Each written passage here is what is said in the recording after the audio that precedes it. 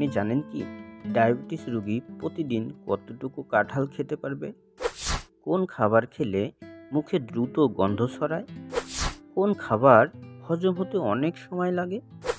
1 kilometre হাঁটলে কতটুকু calorie খরচ হয়? ডিমের সাথে ডিমের খোসা খেয়ে ফেললে কি কোনো ক্ষতি হবে? স্বাস্থ্য সম্পর্কে এই ধরনের 10টি গুরুত্বপূর্ণ প্রশ্নের উত্তর জানতে ভিডিওটি না টেনে শেষ পর্যন্ত দেখতে থাকুন।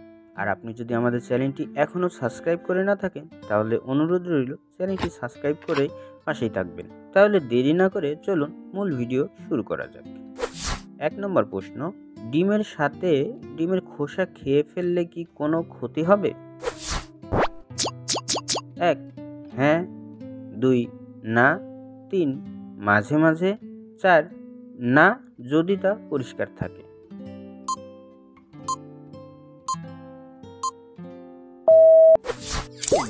সঠিক উত্তর হলো হ্যাঁ, ডিমের খোসা খেলে কোনো ক্ষতি হবে না যদি তা পরিষ্কার থাকে। 2 নম্বর প্রশ্ন, কোন খাবার হজম হতে অনেক সময় লাগে? 1. তরমুজ, 2. কলা, 3. মাংস, 4. শাকসবজি।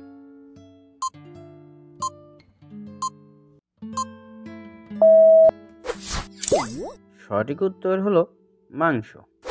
3 নম্বর প্রশ্ন, মানুষের শরীরের কোন রক্তের গ্রুপ সবচেয়ে দুর্লভ?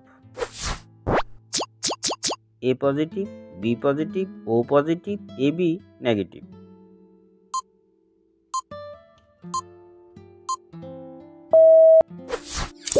সঠিক উত্তর হলো এবি নেগেটিভ। 4 নম্বর প্রশ্ন, ডায়াবেটিস রোগী কি কাঁঠাল খেতে পারবে? উত্তর হ্যাঁ, না, মাঝে মধ্যে, শুধুমাত্র ডাক্তারের পরামর্শে।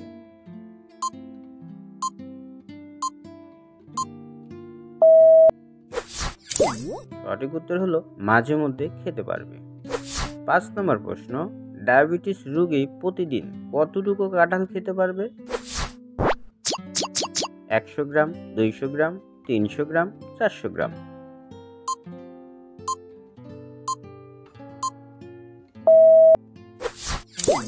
সঠিক উত্তর 100 গ্রাম কাঁঠাল খেতে পারবে। 6 নম্বর প্রশ্ন, 1 কিলোমিটার হাঁটলে কতটুকু ক্যালোরি খরচ হয়?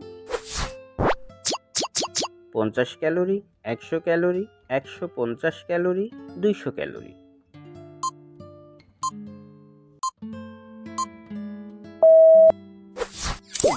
সঠিক উত্তর 100 ক্যালোরি খরচ হয়। 7 নম্বর প্রশ্ন, কি করলে দ্রুত ক্যালোরি ক্ষয় হবে? হাঁটাহাঁটি, সাইকেল চালানো, দ্রুত দৌড়ানো, ভার উত্তোলন।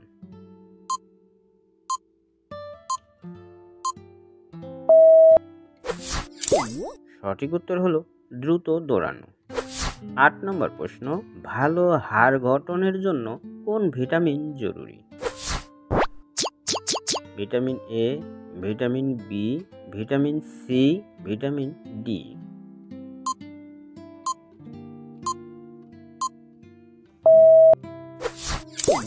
সঠিক উত্তর হলো হাড় গঠনের জন্য ভিটামিন ডি খুব জরুরি।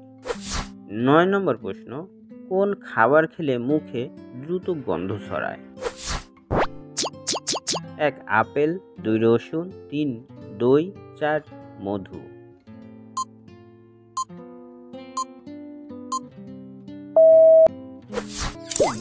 সঠিক উত্তর হলো রসুন। 10 নম্বর প্রশ্ন, মানুষের শরীরের সবচেয়ে ছোট হাড়টি কোথায় থাকে? 1. হাতের আঙ্গুলে, 2. কানে, 3. পায়ের আঙ্গুলে, 4. নাকে।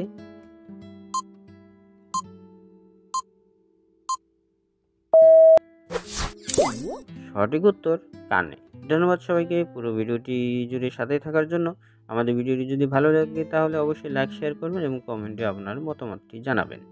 আজ এখানে রাখছি, কথা হবে পরের কোনো এক ভিডিওতে। সে পর্যন্ত সবাই ভালো থাকুন, সুস্থ থাকুন। আল্লাহ হাফেজ।